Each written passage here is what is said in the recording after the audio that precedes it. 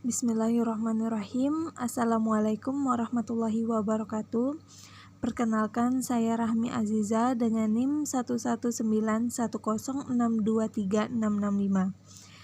Di sini saya berperan sebagai guru mengajar anak kelas 10B ekonomi.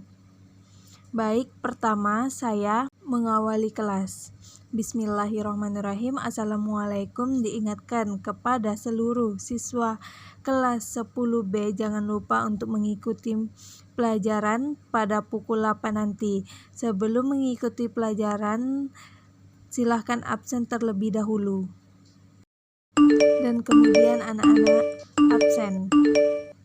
Selanjutnya saya membagikan materi pada pagi hari ini yang akan dibahas agar anak-anak dapat membaca dan memahami materi apa yang kita mau bahas pada pagi hari ini.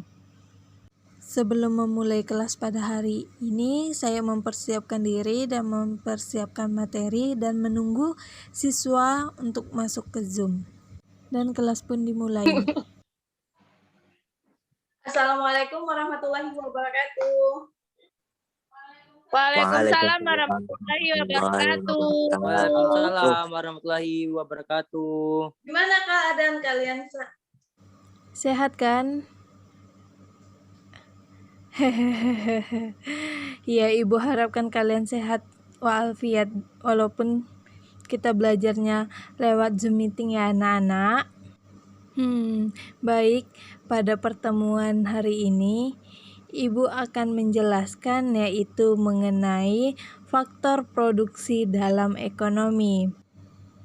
Kalian sebelumnya pernah mendengar nggak apa itu faktor produksi dalam ekonomi? Enggak, Ibu. Baik, Ibu di sini akan menjelaskan apa itu mengenai faktor produksi dalam ekonomi.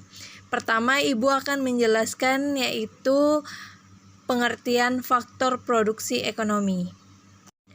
Faktor produksi adalah suatu barang atau proses yang bisa dimanfaatkan sebagai sarana untuk menciptakan nilai jual dan guna untuk jasa, produk maupun jasa.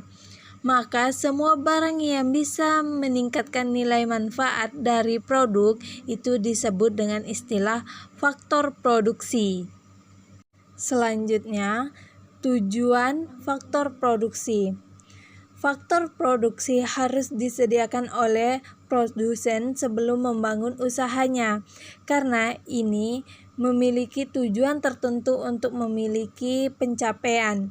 Tujuan-tujuan tersebut adalah perencanaan produksi produk atau jasa, memberikan keuntungan pada perusahaan, produk sesuai dengan harapan konsumen. Yang pertama, melancarkan produksi produk atau jasa. Tujuan yang pertama tentu untuk melancarkan produksi barang atau jasa, karena semua sarana dan prasarana sudah tersedia. Bahkan ini tidak hanya terkait dengan produksi produk saja, tetapi juga proses pemasaran, pengemasan, pelanggan, dana modal, manajemen perusahaan, dan lain sebagainya. Yang kedua, memberikan keuntungan pada perusahaan. Tujuan selanjutnya adalah untuk memberikan keuntungan pada perusahaan. Maksudnya di sini sudah jelas karena faktor produksi tersedia dan berjalan dengan baik. Tentu produksi yang dihasilkan harus bagus juga. Jika ini dipasarkan dan laku di pasaran, tentu pihak produsen akan mendapatkan keuntungan yang besar sehingga bisa menjadikan modal untuk meningkatkan bisnis, termasuk pengembangan faktor produksi selanjutnya. Yang ketiga yaitu produk sesuai dengan harapan konsumen. Tujuan yang selanjutnya ini ialah produk yang dihasilkan oleh perusahaan lebih sesuai dengan harapan konsumen, baik dari segi kualitas dan kuantitasnya. Hal ini diperlukan karena faktor produksi yang lengkap belum bermutu tinggi.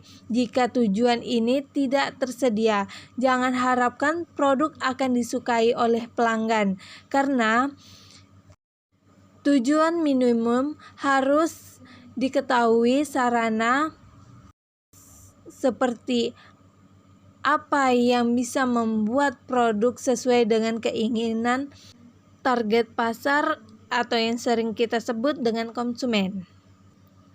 Baik, sampai di sini apakah materi Ibu dapat anak-anak paham? Bisa, Bu.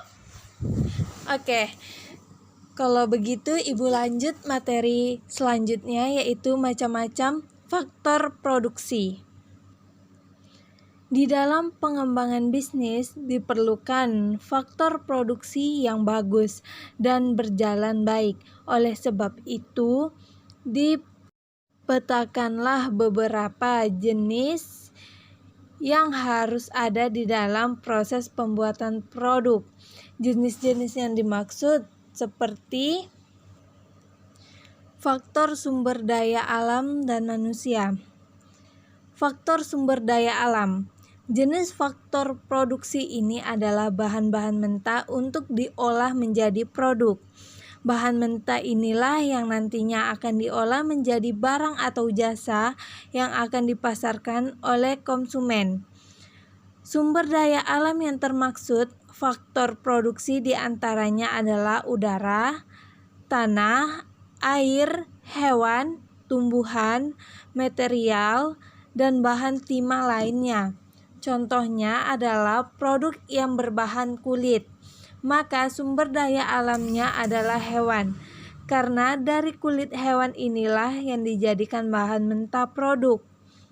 Yang kedua, sumber daya manusia atau sering kita sebut dengan SDM. Sumber daya manusia juga jenis faktor yang sangat penting, karena tidak mungkin bahan mentah bisa menjadi bahan setengah jadi, lalu produk atau barang, jika tidak ada manusia yang mengolahnya. Maka dari itu, sumber daya manusia juga harus ada di dalam perusahaan, terutama yang memang memiliki kompetensi bagus dalam bidang pengelolaan produk, termasuk bisa mengoperasionalkan barang-barang produksi. Selanjutnya yang ketiga yaitu faktor modal dan kewirausahaan. Faktor modal juga berpengaruh pada terciptanya produk yang berkualitas dan disukai konsumen. Semakin besar modal yang dimiliki, tentu produk lebih bermutu karena SDM, SDA, dan alat produksi yang digunakan tentu juga hebat. Yang keempat, faktor kewirausahaan. Faktor kewirausahaan atau manajemen tentu juga diperlukan dimasukkan ke dalam faktor produksi, karena yang menentukan keberhasilan produk bukan hanya dari produk, melainkan teknik, strategi, perencanaan, kontrol, dan sebagainya. Bahan mentah, SDM, SDA, dan modal sudah tersedia, tapi tidak ada strategi perencanaan, kontrol, dan pengawasan saat produk dibuat. Tentu hasilnya juga tidak akan memuaskan. Yang kelima, sumber daya informasi. Sumber daya informasi menjadi salah satu faktor yang juga penting, terutama di zaman global semacam ini, yang mana mengatur lalu lintas informasi semakin cepat dengan adanya internet. Nah, pihak perusahaan harus mengelola faktor ini dengan baik, minimal tidak ketinggalan informasi tentang produk apa saja yang dibutuhkan masyarakat pada saat ini. Baik, hanya itu materi kita pada siang hari ini. Anak-anak Ibu, apakah kalian mengerti atau ada yang ingin ditanyakan pada materi pagi hari ini? Tidak, Bu. Oke, baik, kalian mengertikan materi pada hari ini. Kalau begitu, izinkan Ibu yang bertanya sama kalian. Tadi Ibu sudah menjelaskan tujuan faktor produksi. Kepada anak Ibu, Aris Gunawan, boleh sebutkan apa-apa saja tadi tujuan faktor produksi?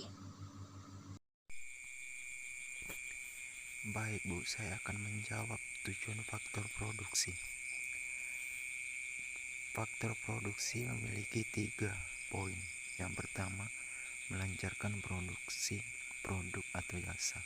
Yang kedua, memberikan keuntungan pada perusahaan. Yang ketiga, produk sesuai harap konsumen. Terima kasih. Baik, terima kasih Ananda Aris. Jawaban Ana sangat benar, yaitu yang pertama, melancarkan produksi produk atau jasa, memberikan keuntungan pada perusahaan, dan yang ketiga, produk sesuai dengan harapan konsumen. Baik, ini untuk pertanyaan terakhir. Ibu akan memberikan secara random. Bagi anak-anak yang ingin menjawab, boleh. Yang pertanyaannya, tolong anak-anak sebutkan apa saja sih tadi yang Ibu jelaskan macam-macam faktor produksi. Ya Bu, saya Rapika, izin menjawab. Yang pertama, sumber daya alam. Kedua, sumber daya manusia. Ketiga, faktor modal. Keempat, faktor kewirausahaan. Dan yang kelima, faktor daya informasi. Itu Bu. Baik, terima kasih Ananda Rapika. Jawaban anak sangat betul, yaitu memiliki 5 macam faktor produksi. Yang pertama SDA, SDM, faktor modal, kewirausahaan, dan sumber daya informasi. Baik, sekian kelas Ibu pada hari pagi ini. Maaf jika ada kesalahan kata dan kesilapan kata. Ibu mohon maaf. Ibu akhiri pertemuan kita pada pagi hari ini. Wabillahi taufiq wal hidayah. Wassalamualaikum warahmatullahi wabarakatuh. Anak-anak yang mau live, silahkan Ibu persilahkan. Dan itulah kelas yang saya ajar pada pagi hari ini. Terima kasih untuk teman-teman yang telah menonton. Jangan lupa like, komen, dan share. Terima kasih. Sampai jumpa di lain waktu lagi ya.